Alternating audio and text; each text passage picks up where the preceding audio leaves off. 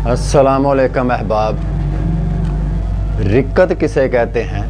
यानी आंसुओं का बग़ैर सबब के आंसुओं का जारी होना या आंसुओं का बहना बग़ैर किसी रीज़न के, बग़ैर किसी तकलीफ़ के, जो अक्सर ऐसा है और बल्कि ये होता है अक्सर लोगों के साथ कि कोई अनजाना सा गम जो है, अनजाना सा सदमा जो है वो उनके अंदर आके बैठ जाता है। हालांकि उनको बज़ाहिर कोई ऐसी बुरी ख़बर किसी ने सुनाई नहीं होती कि उनके साथ कोई ऐसा वाक़या रूनुमा नहीं होता, तो फिर भी उनको एक अनजाना सा गम जो है उनके अंदर आके बैठ जाता है और वो गम की कैफियत जो है उनको उस कैफियत में, उस हाल में ले जाती है कि बिला सबब जो है, बिला किसी वजह के उनको वो आंसू जारी उनको हो जाते हैं और उनके आंसू बहना शुरू हो जाते हैं।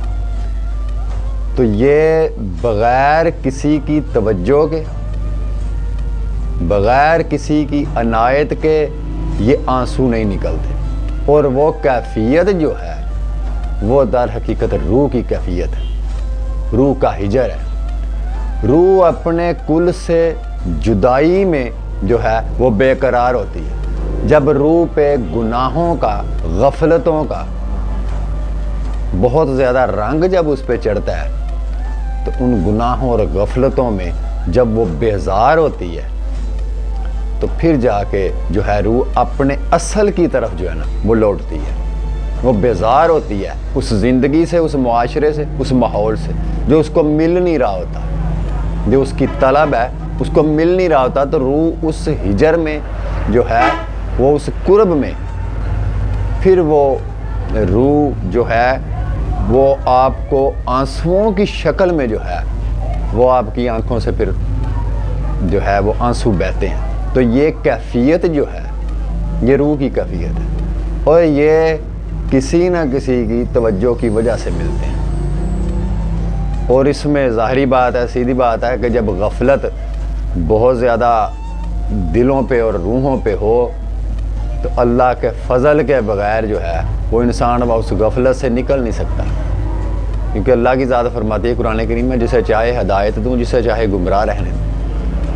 तो ये अगर किसी को ये चीज़ नसीब है, अगर ये किसी पे ये कैफियत तारी होती है कि बिला सबब उनको आंसू आते हैं, तो उन लोगों को इबादत की तरफ रुजू करना चाहिए, अपने रब की तरफ रुजू करना चाहिए।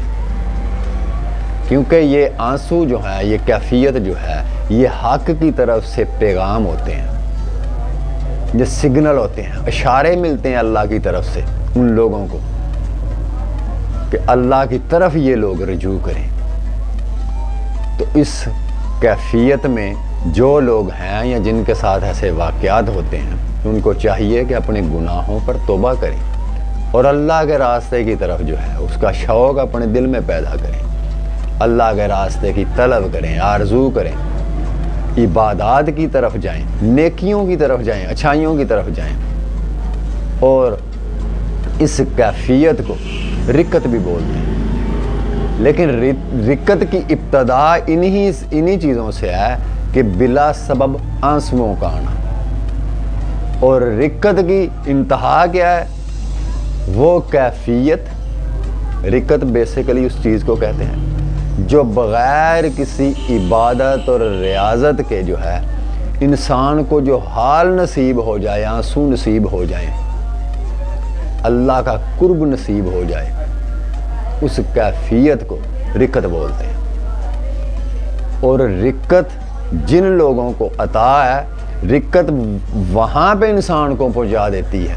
ये कैफियत इतनी बड़ी कैफियत है, इतना बड़ा अल्लाह का इनाम है कि जिस जगह पर, जिस मुकाम पर ये गिरे आज़ारी और रिक्कत इंसान को ले जाती है वहाँ इबादत भी नहीं पहुँचा सकती। इबादत का दखल ही नहीं है उस जगह पे जहाँ ये चीज़ें किसी को नसीब अगर हो जाए।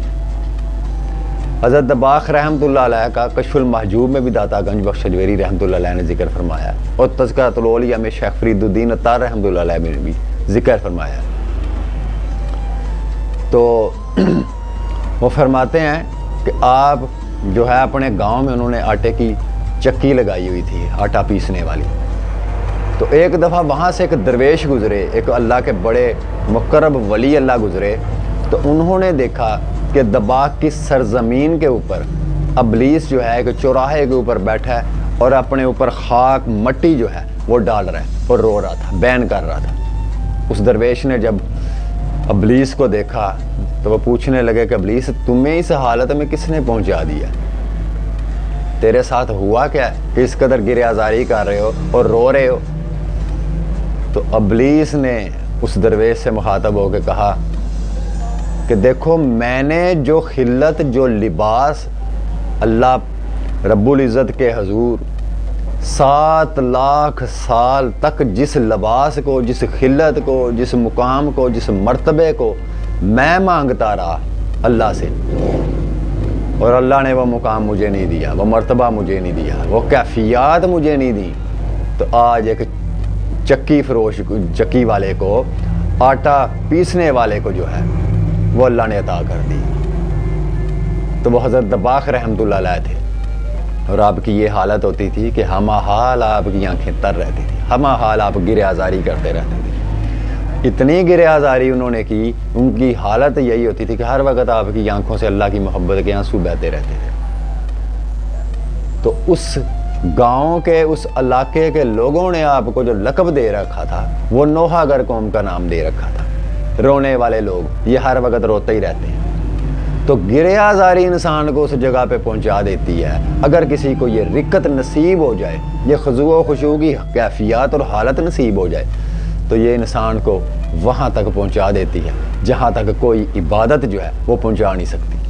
क्योंकि आंसुओं के अंदर दर हकीकत जो है ना, ये वो कैफियत है, रिक्कत वो कैफियत है जिसमें रियाकारी ना हो, दिखलावा ना हो, खुद साख्ता ना हो, गैर इरादी तौर पर, जहाँ पे इंसान के अपने इरादे की हद ख़त्म हो जाए, अपनी कोशिश ख़त्म हो जाए, उस मुकाम पे जाके जो आंसू निकलते हैं।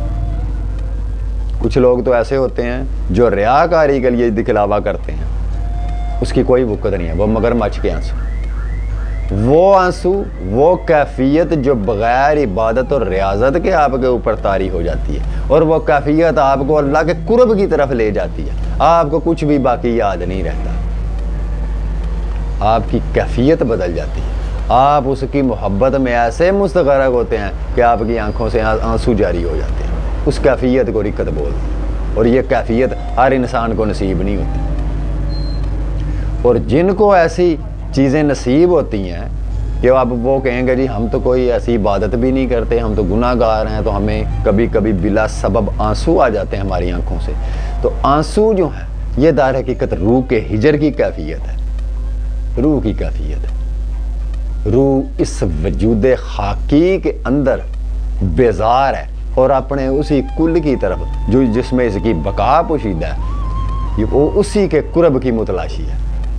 तो ये रूह की उदासी जो है उसकी कैफियत है कि रूह जब अपने कुल से, अल्लाह के नूर से, क्योंकि ये अल्लाह के नूर की एक जुज़ है ना जो आपके अंदर है, तो इसकी करारगाह जो है, इसकी बका जो है वो अल्लाह की फनाहियत में, उसके नूर में जम होने। तो ये चीज़ें हैं कतरे से कुलज़म तक का, ये सारे राज हैं। अल्लाह करे वो किसी को समझ आ जाए तो रूह दार हकीकत अपने असल की तरफ ही लौटती है, अपने असल की तरफ भी वो माइल होती है। तो रूह को जब वो चीज़ नसीब नहीं होती, वो माहौल नसीब नहीं होता, तो फिर वो उस जगह पे जाके फिर वो कैफियत उस पर तारी होती है।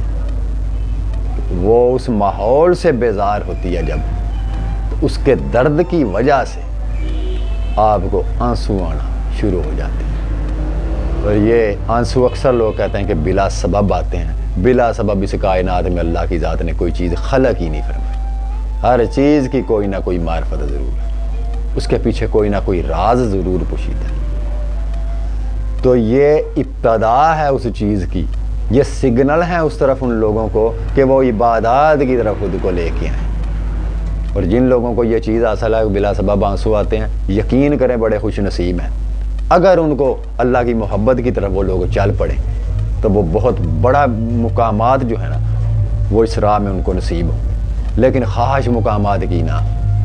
लेकिन उनकी रूह जो है वो एक पूरे पीक के ऊपर होती है, अपनी पूरी पावर में होती है। और अगर उसको बर वक़्त उसकी डोज मिले, खुराक मिले जिसकी वो मुतलाशी है, तो वो लोग बड़े खुश नसीब हैं जिनको ये चीज़ें नसीब होंगी आगे जाके। तो ऐसी अगर कैफियत हो तो दुरूद शरीफ पढ़ें, अस्तगफिरुल्लाह रब्बे मिन कुल्ली ज़ंबिन व अतूबु इलैहि, इसका विर्द करें और अपने रब की तरफ रुजू करें, उसकी नमाज पढ़ें, उसकी बंदगी करें, उससे मोहब्बत करें। जो भी आप कर सकते हैं, अल्लाह को आपके लफ्ज़ नहीं चाहिए, ये ज़हन में रखें। तो कुछ लोग कहते नहीं हम क्या पढ़ा करें, अल्लाह की ज़ात को सिर्फ वो खलूस चाहिए, बंदे की वो तहारत चाहिए, जो उसके कल्ब के अंदर उसके मोहब्बत का एक म्यार है, एक लेवल है, उसको वो चीज़ चाहिए, आपका खलूस सिर्फ चाहिए। तो इस रास्ते में जो है वो सिग्नल जो है, जिन लोगों को इस तरफ जो है वो रूह सिग्नल दे रही होती है, रूह ये भी सिग्नल दे रही होती है कि जिस रास्ते पे तुम चल रहे हो ये रास्ता तुम्हारा नहीं है, तुम्हें किसी और रास्ते के लिए खलक किया गया, तुम्हारी मंजिल ये नहीं है, तुम्हारा मकसूद ये नहीं है। वो दर हकीकत जिस मकसद के लिए अल्लाह ने आपको पैदा किया और आप उस मकसद के ख़िलाफ़ चल रहे हैं, रूह वहाँ से बेजार हुई। फिर उस कैफियत में उसको जो है वो आंसुओं की सूरत में उसका हिजर जो है, उसकी तकलीफ़ जो है वो आंसुओं की सूरत में बहती है। कुछ लोग ऐसे भी हैं जो खुशी के मौके पे जाते हैं, किसी शादी में है तो फिर भी उनको लगता है कि अनजाना सा जो है वो सदमा उनके अंदर आके बैठ गया, अजीब सा कुछ दर्द है। अब उस दर्द की समझ नहीं आ रही, वो उदासी उस इंसान को अपनी पकड़ में ले लेती है और वो बेचारा इसी कश्मे होता है कि मुझे हुआ क्या है, मेरी तबीयत उदास क्यों है। उसको कोई चीज़, कोई मंजर जो है वो पसंद नहीं आएगा, किसी की बात उसको जो है वो सुकून नहीं देगी। तो ये दर हकीकत अल्लाह की तरफ से उन लोगों को सिग्नल होते हैं। रूह की तरफ आने वाले ये कैफियत के मामले जो हैं, जो अल्लाह की तरफ से ये मैसेजेस हैं और रूह की तरफ से आने वाले ये आंसू हैं, इनको बेमकसद मत समझें। तो जिन लोगों को ये आंसू नसीब हुए, फिर उन लोगों ने इन आंसुओं के बाहर निकले ही नहीं, वो ज़म होके रह गए इस कैफियत में। जैसे इल्लामा इकबाल सरकार की वो कैफियत थी कि आप पूरी पूरी रात गिरयाजारी करते थे अल्लाह के हुजूर और उसकी बंदगी करते थे, उससे मोहब्बत करते थे। तो एक मुकाम पे जाके इल्लामा इकबाल सरकार फरमाते हैं, मोती समझ के चुन लिए शाने करीमी ने, मोती समझ के शाने करीमी ने चुन लिए। उन्होंने अपने इस आंसुओं को, जो अल्लाह की ज़ात को बोसे देकर उसकी मोहब्बत में जो है वो दहकते हुए जो आंसू निकल रहे हैं, वो हिद्दत वाले होते हैं, रिकत वाले आंसू। सबसे पहली बात ये है, मकर वाले आंसू गर्म नहीं होते।